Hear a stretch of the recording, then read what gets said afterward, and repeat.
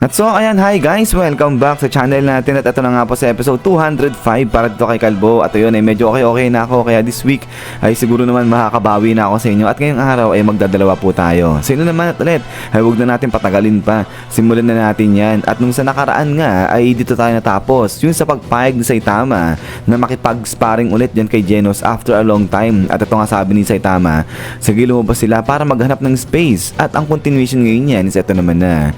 So dito ngayon sila sa may under ng sky dahil nasa labas na nga, parang nasa may mountains dyan. Ito si Saitama at saka nga ito si Genos. So ito sabi nga ni Saitama na grabe talaga ngayon sa panahon nila, sobrang daming mga halimaw yung nagsisilabasan. Mas madali para makakita ngayon ng halimaw kaysa makahanap daw ng salahagubang. At ito nga ngayon sabi ni Genos, oo nga raw sobrang dami ng halimaw ngayon. At actually kakatalo na nga lang daw ng isa earlier, sabi niya ganyan. At ito nga ngayon ay pwesto na sa magkabilang panig. Ito si Saitama at saka nga ito si Genos. So ito sabi nga ni Saitama, okay sige, sapat na raw itong lugar na nga to para sa sparring nilang dalawa ni Genos. At ito nga ngayon, tingin-tingin na ito si Genos dyan kay Saitama at ito nonchalant pa rin dyan.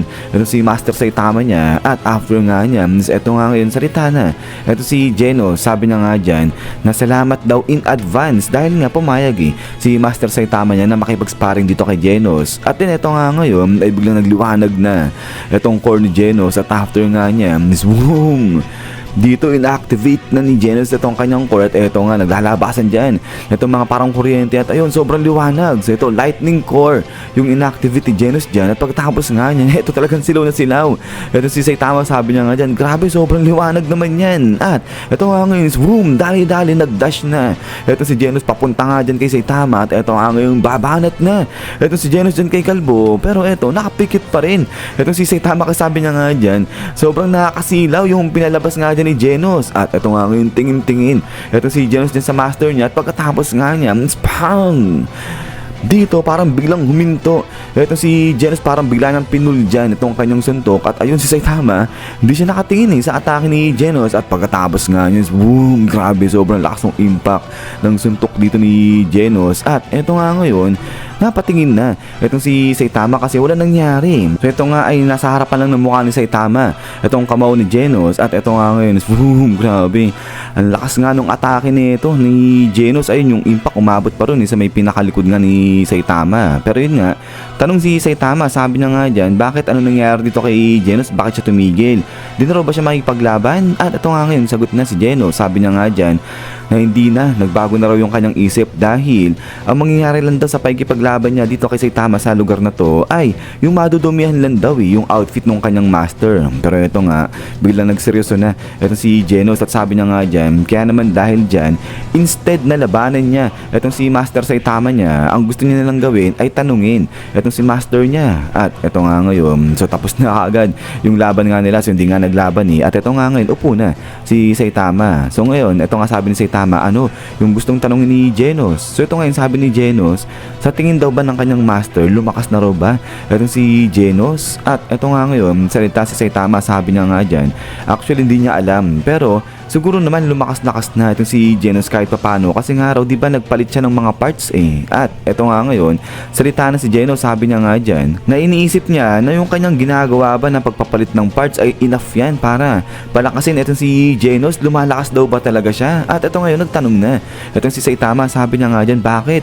Anong problema ni Genos? Nafe-feeling down daw ba siya? At eto nga ngayon, napatahimik na itong si Kalbo, sabi niya nga dyan, eto na yung mga moment na kung saan dapat nagbibigay siya ng mga encouraging words dyan kay Genos, nang parang katulad talaga ng isang tunay na master, sabi niya ganyan. So kaya nga ito, biglang nagseryoso na rin itong si Kalbo, sabi niya nga dyan, Genos, yung tinawag niya ito si Genos. At ito nga, hindi kumikibo ito si Genos, talagang seryoso siya. Sabay sabi nga ni Saitama na yung ginawa raw nito ni Genos kanina, yung tinatawag na flashing light na move, sabi niya ganyan, grabe sobrang nakakasilaw yun, sabi niya ganyan. At ito nga ngayon, tuloy pa ni Saitama, lumakas man o hindi itong si Genos, hindi na yun mahalaga, ang importante sobrang nakakasilaw ka, sabi niya ganyan kay Genos. So kaya nga ito sabi ni Saitama, pambira, talagang wala raw siyang maisip na kung ano nasasabihin din kay Genos. So kaya nga ito talagang napatahimik lalo ito si Genos kasi nga parang ang layo walang connect yung sinabi ng master niya nga sa kanya. At ito nga ngayon, biglang napaisip nga ito si Genos, sabi niya nga dyan na na-realize niya yung ginawang pagpikit ni Master Saitama niya kanina ay hindi raw dahil lang yun sa naliliwanagan o nasisilaw itong si Master niya, kung hindi dahil daw yan yung lakas na ito ni Genos ay talagang hindi raw yan threatening para nga dyan kay Master Saitama niya. So parang wala lang, at ito nga yan, may strength is of no concern to him, sabi niya ganyan. So feeling down talaga ito si Genos dyan, at ito nga nakikita ni Genos dito, itong parang beetle lang nga ito. So yun, nag-hard work dito itong beetle, pero hindi nga siya napapansin. At so ito nga yung tuloy nga ni Genos na kahit dati pa raw talaga parang hindi siya tinitignan, hindi siya pinapanood ni Master Saitama niya. So kahit kailan parang hindi nangyari yun. At ito ngayon napaisip si Genos, sabi niya nga dyan simula nung umpisa ay talagang wala lang siya para kay Master Saitama. So grabe, talagang down na down ito si Genos dyan. At ito tuloy niya pa nga dyan na 2 months na yung nakakalipas simula nung maging disipulo siya ni Master Saitama niya. Pero hanggang ngayon daw ba sa perception o sa tingin ni Saitama sa kanya,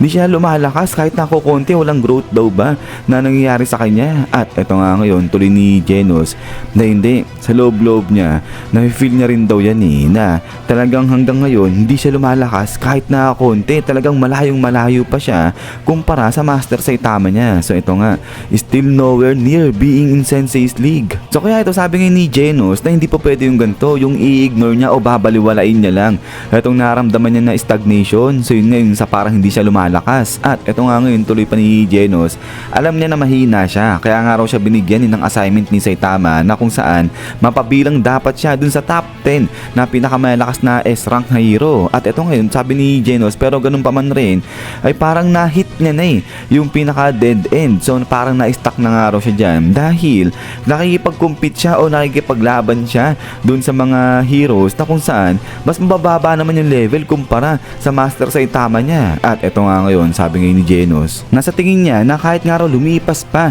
yung pagkahaba-habang panahon ay hindi niya maaabot, hindi niya makukuha yung lakas na gusto niya sa lugar na to. So kaya nga ito sabi ni Genos, ngayon kinoconsider niya na mag-iba na siya ng environment. So yun, so parang lilipat na itong si Genos, aalis na siya dyan sa may Hero Association. At ito ngayon napapatahimik itong si Kalbo natin. At so kaya ito sabi ni Genos na soon, malapit ng araw, may isang panibago na hero organization yung mag-a-arise, yung may establish. At ang tawag sa organization na to ay Neo Heroes. So yun, sumukhang dyan balak lumipat nito ni Genos kasi parang na-scout na ata siya niya under the table. At pagkatapos nga niyan, isyan guys, so hanggang dito lang itong sa episode 205 natin. So ayan, so parang magpa-part ways pa ata rito itong si Saitama at saka nga itong si Genos. Talagang seryoso siya talagang gusto niyang maabot yung lakas na tinataglay nga nito ni Master Saitama niya. Pero yun nga guys, ay ulit maraming salamat sa paghihintay at sa panonood dito kay Kalbo natin. So mamaya hintay-hintay lang dahil nga magdadalawa tayong episode ngayong araw. So yan, so lagi mag-ingat. God bless inyo lahat at kita-kits tayo ulit.